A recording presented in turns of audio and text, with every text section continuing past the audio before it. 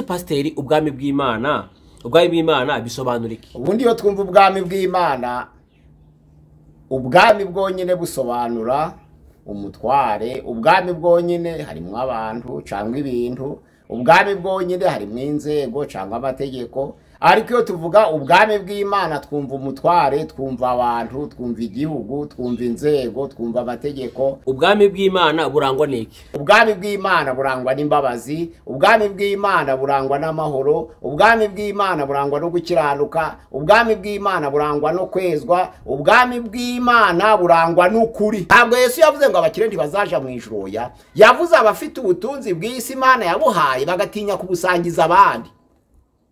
Abantu bakagira inka nyinshi bakananirwa kuzitangaho, abantu bakagira imodoka bakananirwa gutabara rubanda, abantu bakagira amafaranga bakananirwa gufasha imfubyi n'abapfakazi. Nabo Yesu yavugaga ko biruhije kwinjira mu bwami bw'Imana. Kuko ikitujana guterana mu Baheburayo igice cya 10 umurongo wa 25 harabango bene data bakundwa ntimwirengagize guterana kwera. Ariko uko guterana kwera gutangiye iki? Icyambere nuko duterana tukaramya, icyakabiri nuko duterana tugakeburana gukosorana, icyagatatu nuko duterana tugafashanya mu bukene bwacu no mu byo dufite Imana yaduhaye, tugatabarana, tukibuka abakene, kibuka imfubyi n'abapfakazi. Uko nico kitujana ku rusengero. Amahoro niki? Amahoro nuvuga ngo amahoro bitandukanye n'umutekano. Amahoro ni imbuto y'umwuka ishakirwa mu mutima. Uko abantu benshi bitiranye umutekano babango iki gihugu gifite amahoro, barebeye ku mutekano ko nta usakuriza undi. Oya, uwo ni umutekano ko abantu ntabwo bagira amahoro. Amahoro atangwa na Yesu. Ese ubwami bw'Imana buba hehe? Ese ni gute twakubaka ubwami bw'Imana? Ubwami bw'Imana ho bwubakwa n'ibintu bitanu. Ego, icambere ni ukuramya. Ego, kuramya niki? Icyakabiri ni ugusa na Yesu. Ego. Icyagatatu ni ugusangiza impano zacu na rubanda, zaba iz'umwuka cyangwa iz'umubiri. Ego. Icyakane ni ugukunda abera. Ego. Icyagatanu ni ukubwira Yesu abandi. Twubaka ubwami bw'Imana rero twuzuzanya mu mpano twahawe kandi tuzifuriza n'abandi. Ubundi iyo turi imbere y'Imana tuvuga ibintu bigera kuri bitanu. Hari ukurabya, hari ugusenga, hari uguhimbaza, hari ukuririmba. Ibyo bintu biratandukanye. Kuko kuririmba ni ukwamamaza ubutumwa bwiza, gusenga ni ugusaba. Mu ijambo rikomoka mu rugiriki ryitwa proseukomai, gusenga ni ugusaba. Noneho guhimbaza ni ukurata imirimo ikomeye y'Imana, kurata imirimo ikomeye y'Imana. Ariko kuramya ni ugukurura ubwiza bw'Imana iyo abantu biyumva mu mwanya batandukanye nayo, nibyo bita kuramya. Kuko kuramya bifite imbaraga kurusha gusenga, kuramya bifite imbaraga kurusha guhimbaza, kuramya bifite imbaraga kurusha kuririmba, kuramya bifite imbaraga kurusha kubwiriza. Gusenga everyday, gusenga buri munsi. Nusenga uzanesha, nunanigwa gusenga uzaneshwa. Senga. Reka ngusuhuze inshuti ya Gusenga everyday, nizere ko mumeze neza mu bisanzwe. Muri kumwe nanje Mandakiza Edouard, abari mu Rwanda shalom shalom, abari mu Burundi shalom shalom, abari muri Afrika mwese mwumva ikirundi n'ikinyarwanda n'ikinyamurenge shalom shalom. Turabakunda mu inshuti za Gusenga everyday. Imana ibahe umugisha. Abari mu Burayi Imana ibahe umugisha cyane cyane. Inshuti ziri mu Burayi mudushigikira ku murimo w'Imana wa Gusenga, Imana ibahe umugisha.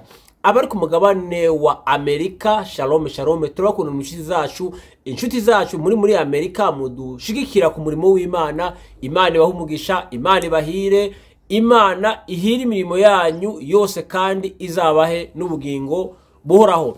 Abari muri Aziya shalom shalom, abari muri ku mugabane wa Oceania shalom shalom, turabakunda kuri Gusenga everyday. Nkuko mubona kuri kamera ya Gusenga everyday turi kumwe na Dr. Revera Pastor Mazibiro gwa Dr. Shalom shalom. Amakuru yawe? Neza. Pastor, Imana igumugisha watangira usenga Imana. Mana turagushimiye, turaguhimbaje, ugize neza kuba tukiriho. Waturengeje byinshi byagombye kuduhitana, ariko kubw'umurimo wawe warabengukira ngo turame. Ijambo rye ravuga ngo mwami turi kumwe nawe, tangirane natwe, usozanye natwe. Tugiye gusoma ijambo ryawe turisangiza bene data batwumva. Gize neza kugiye kutuyobora, gize neza kugiye gukingura imitima y'abari hanze hirya no hino, kugira ngo basangire ibyanditswe byera kandi bamenye ubwiru bwawe. Turagushimiye kuri ararika benshi kuko turi kwamamaza ishimwe rye kugira ngo umenyekane mu mahanga yose, abantu bakugane bakuyoboke kuko ari weho nyiri muremyi w'isi kandi akaba ari weho usumba byose.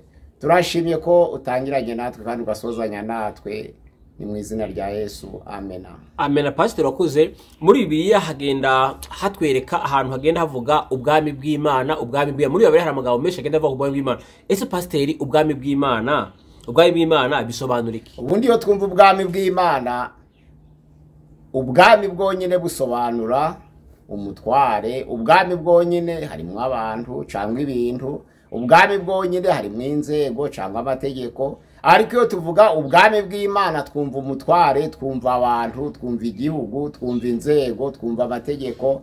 Ubwo nuvuga ngo ubwami bw'Imana ni abantu bemeye Imana, ariko Imana ikaba umutware wabo, ikabategeka bakayiyoboka bakayumvira.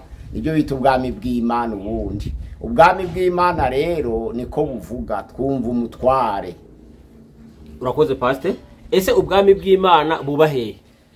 Abafarisayo bayoboye ubwami bw'Imana buba, basanga Yesu baramubaza. Ni muri Luka igice cya 17:20 haravanga abafarisayo baramubaza bati, ese ubwami bw'Imana buzava ryari, cyangwa se buzaturuka he, cyangwa se bubahe? Ariko Yesu yarababwiye ngo ubwami bw'Imana ntabwo buza nk'uko abantu babitekereza, bareba hirya no hino, bareba ipfo na ruguru, kuko bashaka kumenya ngo icyerekezo cy'ubwami bw'Imana ni he. Nituja mu ijuru tuzamanuka, nituja mu ijuru tuzazamuka, ese tuzatambika? Nibwo begereye Yesu, bari babyibajijeho igihe kirekire, kandi abafarisayo bakundaga kumva iryo jambo ubwami bw'Imana. Baramwegeraho baravati buzava he cyangwa se buri hehe. None arababwira ngo ubwami bw'Imana ntabwo buza nk'uko umuntu abitekereza mu cyerekezo runaka, ahubwo ubwami bw'Imana buba hagati yanyu. Ni ukuvuga ngo iyo mubushaka mububona hagati yanyu kuko buri muri mwe. Niko yabashubije. Biragaragara rero ko ubwami bw'Imana yashaka gusobanura imitima y'abera. Iyo abantu bahuje umutima, ubwami bw'Imana baba buri kugweraho. Abantu ntibatumbira ngo ni hariya, kuko Imana iba hose, no mu mitima y'abera ibamo. Nizo mpamvu yashaka kugaragaza ko ubwami bw'Imana abantu bashobora kuburema hagati yabo ubwabo bakabubona. Niko yashaka kubabwira. Urakoze pastor. Ubwami bw'Imana burangwa n'iki? Hariya muri Matayo igice cya 6:33 haravuga ngo mushaka ubwami bw'Imana no gukiranuka kwabwo, ibindi bizabongererwa. Yashaka kuvuga ko ubwami bw'Imana burangwa n'ibintu bitandukanye. Icya mbere ni ugukiranuka. Ariko mu Baheburayo igice cya 12:14 haravuga ngo mugire umwete wose wo kubana amahoro n'abantu bose no kwezwa, kuko uteje atazabona ubwami bw'Imana. Mugire umwete wose wo kubana n'abantu bose amahoro n'uwo kwezwa, uteje ntazabona Imana. Bisobanura ngo ubwami bw'Imana burimo amahoro, ubwami bw'Imana burimo kwezwa, ubwami bw'Imana burimo gukiranuka. Hariya muri Matayo havuga ngo mushaka ubwami bw'Imana no gukiranuka kwabwo, ibindi bizabongererwa. Ni ukuvuga ngo ubwami bw'Imana burangwa n'amahoro, burangwa no gukiranuka, burangwa noneho no kwezwa. Ariko noneho Yesu abwira abafarisayo n'abanditsi, aravuga ngo mw'abafarisayo n'abanditsi bwe ngo mwugarire ubwami bw'Imana. Hariya ku murongo wa 23 ibice 23 ababwira uko bagomba gutanga icya 10 n'amaturo bashaka ubwami bw'Imana. Yarababwiye ngo mutanga icya 10, cya 10 na adisi, ariko mukibagirwa iby'ingenzi mu bwami bw'Imana, ariko gukiranuka n'amahoro n'imbabazi. Nuvuga ngo ubwami bw'Imana burangwa n'imbabazi, ubwami bw'Imana burangwa n'amahoro, ubwami bw'Imana burangwa no gukiranuka, ubwami bw'Imana burangwa no kwezwa, ubwami bw'Imana burangwa n'ukuri.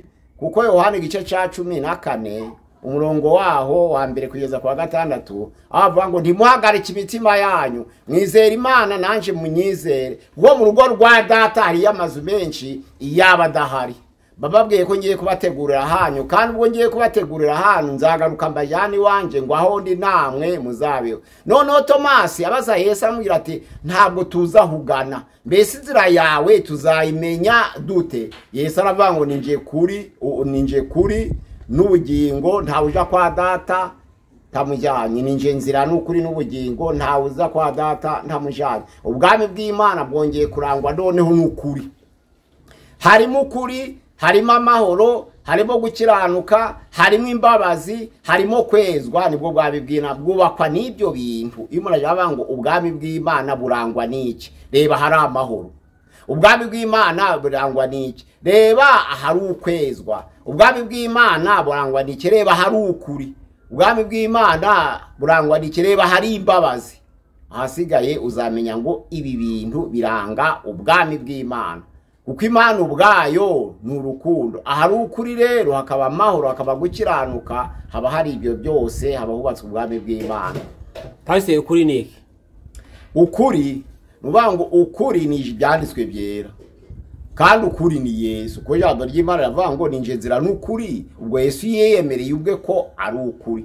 kandi mu Bakorinto ba kabiri igice ca 13:8 haravuga ngo ntaco twabasha gukora ngo turwanye ukuri kereka kukurwanirira. niba ukuri ari Yesu akaba ariyo nzira, nuvuga ngo ukuri bisobanura Yesu, bisobanura ibyanditswe byera, kuko ibyanditswe byera ari byo kuri.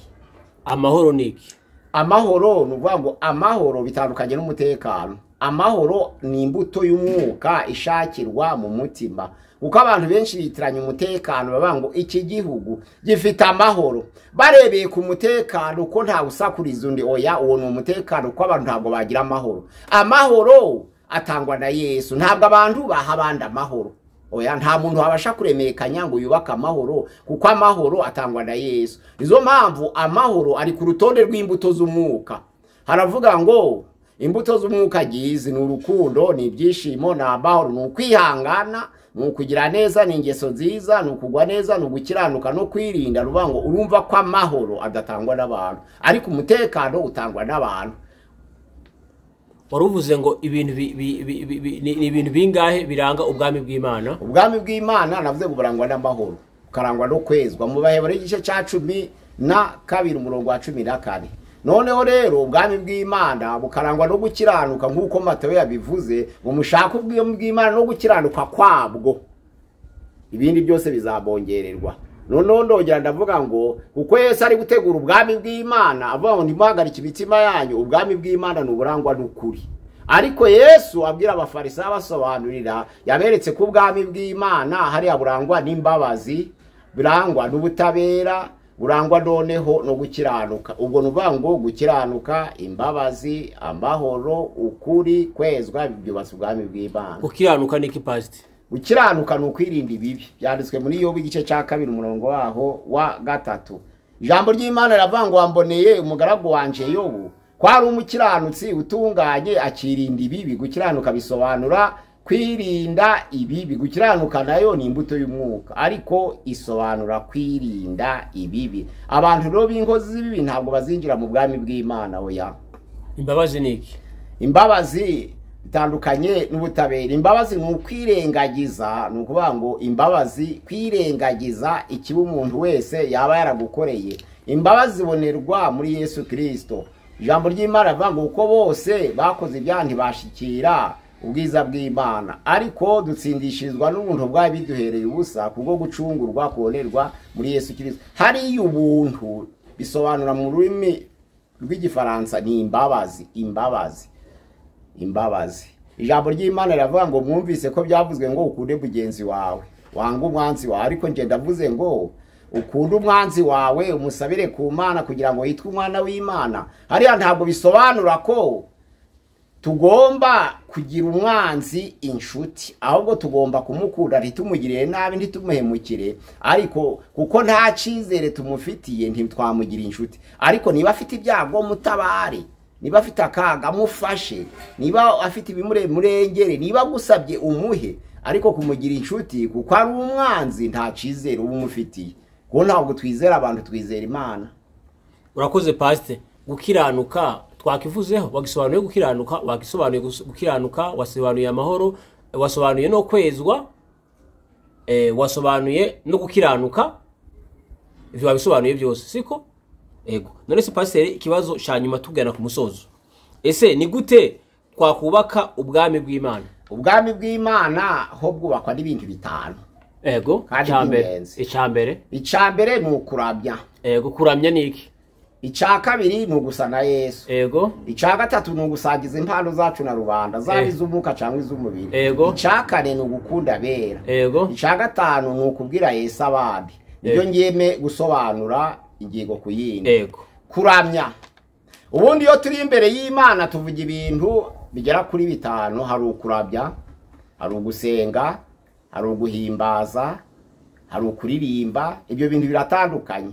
Kuko kuririmba ni ukwamamaza ubutumwa bwiza. Gusenga ni ugusaba. Mu ijambo rikomoka mu Rugiriki ryitwa proseukomai, gusenga ni ugusaba.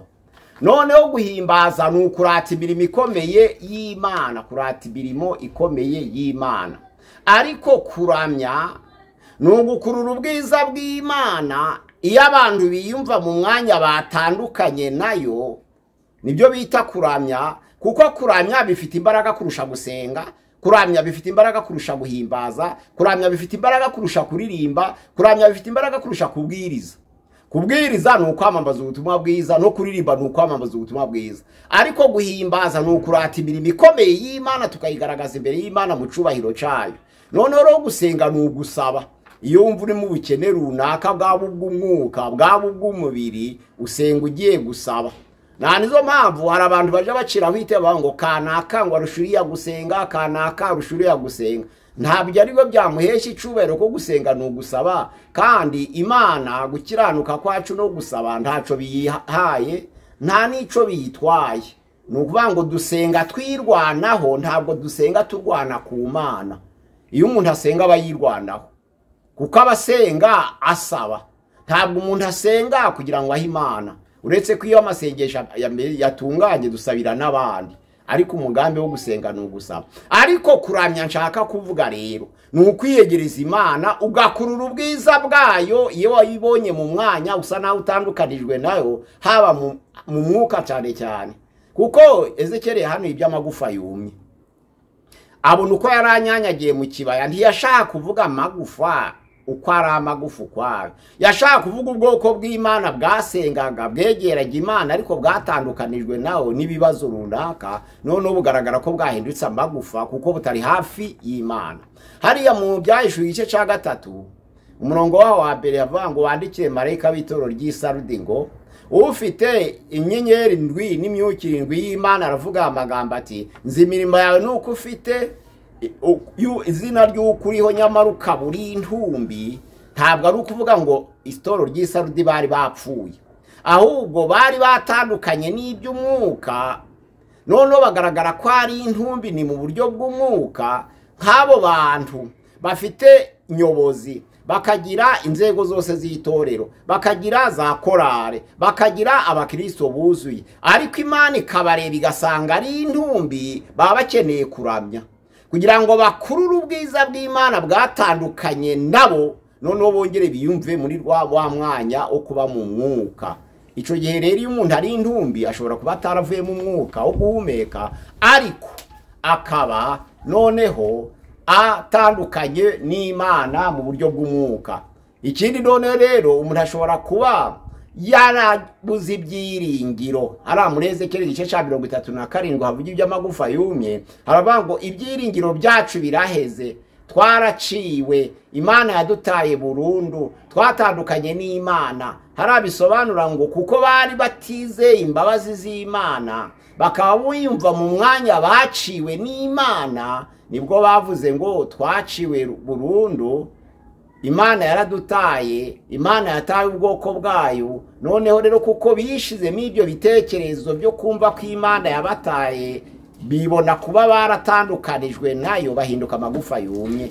Ayo ni amagufa rero. Kuramya rero, intego yo kuramya ntabwo ari ukwamamaza ubutumwa, ntabwo ari ugusaba, ntabwo ari ukurata imirimo ikomeye y'Imana, ntabwo ari ukubwiriza, ahubwo ni ugukurura ubwiza bw'Imana kugira ngo Imana ikwegere, wisange mu mwanya ukwiye mu buryo bw'umwuka. Nibyo bita kuramya. Nizo mpamvu mu rusengero umwanya wo kuririmba, umwanya wo guhimbaza, umwanya wo kubwiriza, ariko hakaba n'umwanya wo kuramya. Ni ibintu bitandukanye, ariko ndashaka kugaragaza ko muri ku gitabo cyo Kuva kuva ibice 20 umurongo wa mbere ijambo ry'Imana ku itegeko rya mbere Imana ivuga ngo ntukagire izindi mana mu maso yanjye. Nukuramya Imana yashaka kuvuga nuvuga ngo ibintu byose bitwegereza Imana, ariko kuramya bitwegereza Imana kurushaho, kuko ijambo ry'Imana rivuga ngo ntukagire izindi mana mu maso yanjye. Nuvuga ngo ntukagire ikintu ukunda iruhande rwanje. Abantu bashobora kuririmba bafite ibyo bakunda kurusha Imana. Abantu bashobora no gusenga bafite ibindi bakunda kurusha Imana. Abantu bashobora no guhimbaza bafite ibindi bakunda kurusha Imana. Abantu bashobora no kubwiriza ubutumwa bwiza bafite ibindi bintu bakunda kurusha Imana. Ariko nta muntu uramya ufite ikindi kintu akunda kurusha Imana. Izo mpamvu kuramya byegereza abantu Imana kuruta ibindi byose. Icya kabiri noneho rero, twubaka ubwami bw'Imana kuko dushaka gusa na Yesu. Yohana ya mbere igice cya 3 umurongo wa 4 haravuga ngo bakundwa bene data uko tuzasa ntikurerekanwa, ariko Yesu yerekanwa tuzasa nawe kandi tuzamureba uko ari. Ijambo ry'Imana riravuga ngo ufite ibyo byiringiro arushaho kwiboneza nkuko na Kristo yiboneza. Gushaka kuba nka Yesu ni ukwiboneza buri munsi, kuko abantu benshi bashaka mu maso y'Imana ariko badashaka kwiboneza ngo bagire ibyo bigomwa. Ariko Yesu aravuga ngo ufite ibyo byiringiro arushaho kwiboneza kuko na Yesu Kristo aboneye. Niko rero gushakisha gusa na Yesu. Gushakisha gusa na Yesu ni ukugenda nkawe. Pawulo yaravuze mu Bakorinto wa mbere igice cya 11 umurongo wa mbere aravuga ngo mugere ikirenge mu cyanjye nkuko nanjye nkigera mu cya Kristo. Hari ijambo ry'Imana muri Petero ya mbere igice cya 2 umurongo wa 22 haravuga ngo nta caha yakoze nta n'uburiganya bwabonetse mu kanwa cye. Ariko umurongo wa 21 haravuga ngo kuko yababaje ubwe akadusigira icyitegererezo kugira ngo tugere ikirenge muke. Ruvuga ngo dushaka gusa na Yesu tugera ikirenge muke. Petero ya mbere igice cya 3 umurongo wa 18 haravuga ngo nkuko Kristo yababarirwe abanyabyaha niko n'umukiranutsi ababarizwa abakiranirwa kugira ngo abashe kubayobora ku Mana. Uko ni ugushaka gusa na Yesu. Niba Yesu yarababajwe kugira ngo atwegereze Imana, umukiranutsi ushaka gusa na Yesu nawe arababazwa kugira ngo yegereze abazimiye Imana. Niba Yesu dushaka gusa na Yesu tugomba kwiboneza nkuko nawe aboneye. Niba Pawulo yaravuze ngo mugere ikirenge mu cyanjye nkuko nanjye nageze ikirenge mu cya Kristo, nuko yashaka kwerekana ko yiganye Yesu akabonera nkuko na Yesu aboneye. Nukuvuga ngo twiboneze nkuko uwo nawe aboneye. Noneho mu Byahishuwe igice cya 3 umurongo wa 21 kugeza 22 haravuga ngo uzanesha wese niwe uzicarana nanjye ku ntebe yanjye, kuko nanjye nanesheje nkicarana na Data ku ntebe ye. Nukuvuga ngo ushaka gusa na Yesu n'ubundi azicarana nawe. Uko niko gushakisha, nukugira ngo tuzicarane nawe mu bwami bw'Imana. Niko gusa na Yesu. Noneho twubaka ubwami bw'Imana ku nkingi ya 3 dusangiza bene wacu impano twahawe. Ijambo ry'Imana rivuga ngo twaherewe ubuntu kandi dutangira ubuntu. Abantu bahawe impano z'umwuka. Ijambo ry'Imana rivuga ngo bamwe Imana yabahaye ubwenge, abandi bahakumenya, abandi bahakurondora, abandi bahakwizera, abandi bahagukora ibitangaza, abandi bahagusengera abarwayi, abandi bahakuhanura, abandi bahakuvuga indimi, abandi bahagusobanura indimi. Arana urutonde rw'impano Imana yaduhaye. Ariko umwanditsi muri Matayo igice cya 25 umurongo wa 14 kugera kuri 30 yerekana itaranto z'abantu bahawe n'umutware agiye kuja mu rugendo. Ijambo ry'Imana rivuga ngo yahamagaye umwe amuha itarante 5, ahamagara uwa kabiri amuha itarante 2, ahamagara uwa gatatu amuha itarante 1. Aragenda aja mu rugendo. Agarutse arabasaba kugira ngo batange raporo y'ibyo bakoresheje za mpano yabahaye. Yabajije uwahaye 5 aravuga ati data bujanje narazigenjeje nunguka izinde 5 ngizi 10. Aturakoze mugaragu wanje injira mu bwami bwa Data. Uwa kabiri abati nanjye wansigiye itarante 2 ariko nazigenjeje mu izinde 2 mbona mwenye ngizi Data buja turakoze mugaragu wanje ngahinjira mu bwami bw'Imana. Ariko ahaye imwe aragenda arayitabo. Shebujaje aravuga ati nari nzi kuri umunyamwaga ngiye itaranto yawe ndayikubikira. Aravuga ati wa mugaragu mubi we ko wari uzi ko ndi umunyamwaga ntiwagombye kuyihereza undi wabasha kuyigenza akayibyaza indi mukayimpana n'inyungu. aravuga ngo mva imbere uje mu muriro wa Satani aho bazahekerenyera amenyo bazarira no guhekenya amenyo. Nuvuga ngo ubwami bw'Imana nubwo fata impano twahawe Imana yaduhaye tukazisangiza bene data. Izo ni impano z'umwuka. Niba warahaye guhanura wihanurira kwishira hejuru ahubwo hanura kugira ngo n'abandi batera imbere mu mpano bahawe. Abantu bahawe impano zitandukanye. Ntabwo twahawe impano kugira ngo duhangane, twahawe impano kugira ngo dufashanye. Za mpano zibe urwitwa rwo gufasha abandi, atari izo guhangana, atari izo kurwanisha, atari izo gukubitisha abandi, ahubwo ari izo kubaka ubwami bw'Imana mu buryo bwo kuzuzanya. Usengera abarwayi turamukeneye, uwizera arakenewe, uvuga indimi arakenewe, uhanura arakenewe, urondora arakenewe, umunyabwenge arakenewe, umuntu ufite kumenya arakenewe. Ndetse no mu Baroma igice cya 12 umurongo wa 6 kugeza kwa 8 hari n'ufite impano yo kuyobora, hari ufite impano y'imbabazi, hari ufite impano yo kugira ubuntu, hari ufite impano yo guhugura, hari ufite impano yo gutwara. Abo bose baziheruye kugira ngo buzuzanye kandi zungura abandi mu buryo bwo gukomeza umubiri wa Kristo. Kuko muri za ministere eshanu twahawe, yaba iy'intumwa, yaba ubuhanuzi, yaba ubuvuga butumwa bwiza, yaba umwigisha n'umwungeri, abo bose babereyeho kugira ngo bakomeze umubiri wa Kristo Yesu. Nizo mpamvu ubuhanuzi nabwo ni ingenzi kugira ngo bwuzuzanye no gukiza abarwayi, bwuzuzanye n'abanyabwenge, bwuzuzanye n'abafite ubuyobozi, no kugira ngo twuzuzanye. Twubaka ubwami bw'Imana rero twuzuzanya mu mpano twahawe kandi tuzifuriza n'abandi. Icya kabiri twubakisha ubwami bw'Imana aho ngo kugingo yaho ya gatatu nuko twubaka ubwami bw'Imana dusangiza bene wacu impano twahawe mu buryo bufatika. Muri Yohana ya mbere igice cya 3 umurongo wa 17 haravuga ngo ariko umwe muri mwe ufite ubutunzi bw'isi akabona mugenzi we ko afite ibibazo akamukingira imbabazi, yaje arabesha ngo ubwami bw'Imana buri muri we cyane, yabesha ngo urukundo rw'Imana rwigeze rumugeramo rwubaka ubwami bw'Imana rute, yabesha tengwa ari mu bwami bw'Imana. Umuntu ufite ibintu by'isi noneho akareba mugenzi we ko afite ibibazo akamukingira imbabazi. Narizo mpamvu wa mutunzi wasanze Yesu amubaza uko yakwinjira mu bwami bw'Imana. Yesu yaramubwiye amategeko: ntukice, ntukibe, ntugasambane, ntugashinje mugenzi wawe ibinyoma, ubahe so na nyoko. Aravanga ibyo byose narabyubahirije. Ni Luka 18 umurongo wa 18 kugeza 26. Ibyo byose narabyubahirije. Yesu aravuga ati usigaje ikintu kimwe rero. Ubwo wabyubahirije fata ubutunzi bwawe ubugurishe, ufata amafaranga uyagabanya abakene. Ijambo ry'Imana ravanga agaragaza umubabaro, agira agahinda cyane kuko yari umutunzi cyane. Ariko ijambo ry'Imana ravanga ubwami bw'Imana rero kujamo kugira ngo bugeremo murabuvuga. Ariko icoroshe nuko ingame yakwinjira mu zuru ry'urushinge aho kugira ngo umutunzi yinjire mu bwami bw'Imana. Icoroshe nuko ingamiya yakwinjira mu izuru ry'urushinga aho kugira ngo umutunzi yinjire mu bwami bw'Imana. Ntabwo Yesu yavuze ngo abakire ntibazaja mu ijuru, yavuze abafite ubutunzi bw'isi Imana yabuhaye bagatinya kubusangiza abandi. Abantu bakagira inka nyinshi bakananirwa kuzitangaho, abantu bakagira imodoka bakananirwa gutabara rubanda, abantu bakagira amafaranga bakananirwa gufasha imfubyi n'abapfakazi. Nabo Yesu yavugaga ko biruhije kwinjira mu bwami bw'Imana. Niba twarahawe ubutunzi bw'isi tukaba tutashobora kubusangiza abandi, aho ngaho ntabwo ubwami bw'Imana twashobora no kubugeramo.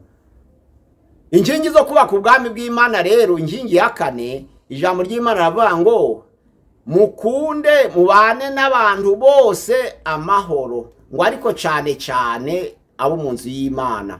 Noneho hariya mu Bagalatiya igice cya 6 umurongo wa 10 aravuga ngo mugirire neza abantu bose ariko cyane cyane ab'inzu y'Imana.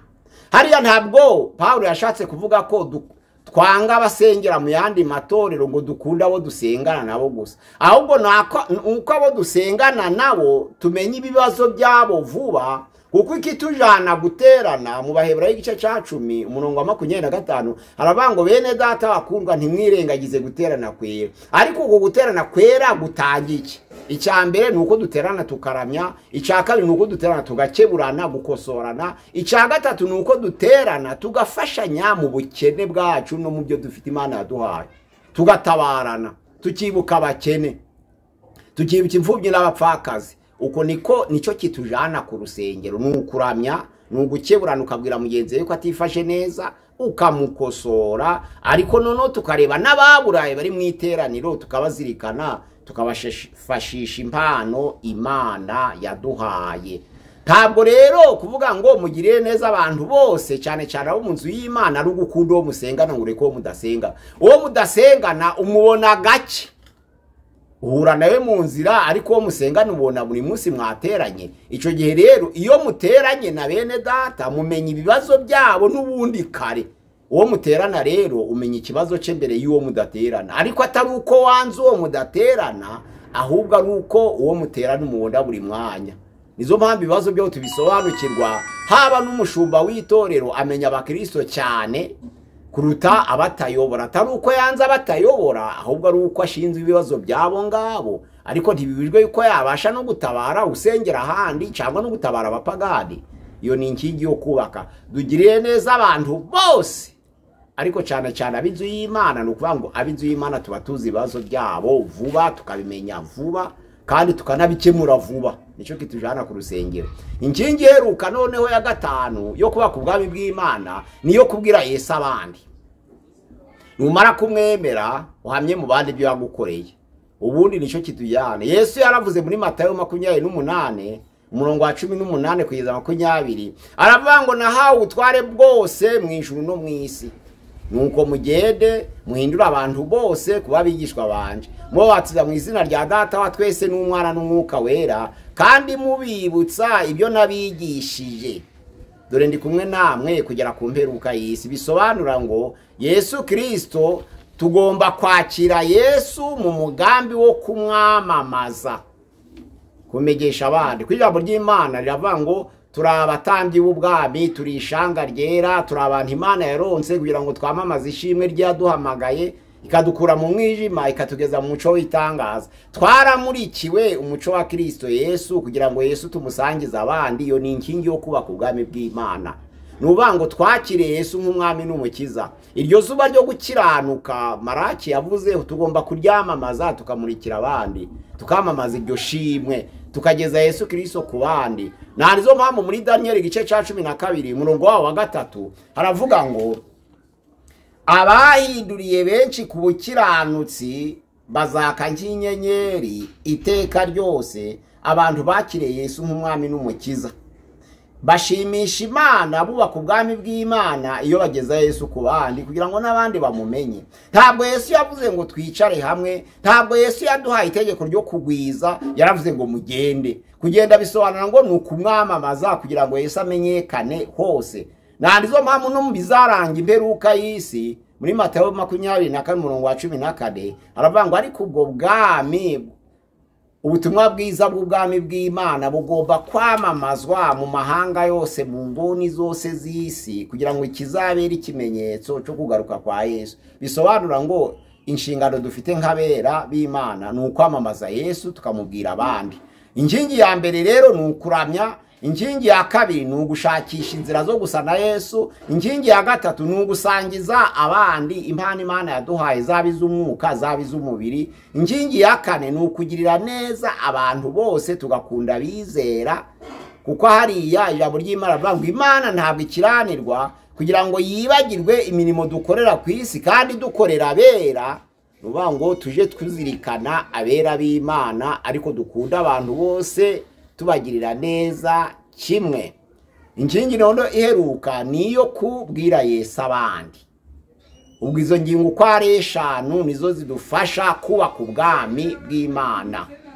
Ahasigaye ubwami bw'Imana bugakomera, ahasigaye tukamenya aho ubwami bw'Imana buri, ahasigaye tukamenya n'icerekezo bwabyo, kugira ngo Yesu nagaruka mu bwiza bwe tube twarubatse izo nkingi uko ari 5 zo kubaka ubwami bw'Imana, maze tujane nawe tugere ibudapfa mu izina rya Yesu Kristo umwami wacu. Amena. Pasiteri, tugana ku musozo, hari icyigisho nabonye, hari umuntu yatambukije inyigisho minsi ishize avuga yuko abantu bose bigishije inyigisho inyigisho zivuga yuko nta muntu n'umwe bigishije ko hari ibimenyetso bigaragaza kugaruka kwa Yesu.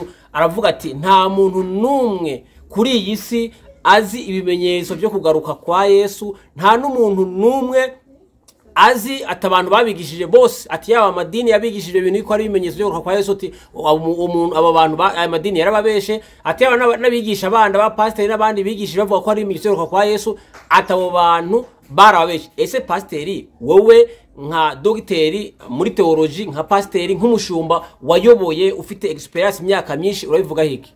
Ntabwo ari nje ufite ibimenyetso buringiye ko ibimenyetso biri mu byanditswe byera kandi tubyigisha tubisomera abantu. Ego. Kandi muri Mateyo 24 havuga ibimenyetso biranga iminsi y'imperuka. Kandi no muri Timoteyo ya 2 igice cya 3 umurongo wa 1 kugeza kwa 5 hatubwira ibiranga iminsi y'imperuka. Ntabwo rero ari nje urabizana, ahubwo biri mu byanditswe byera tubyigisha tubisomera abantu kugira ngo bamenye ibimenyetso by'iminsi y'imperuka.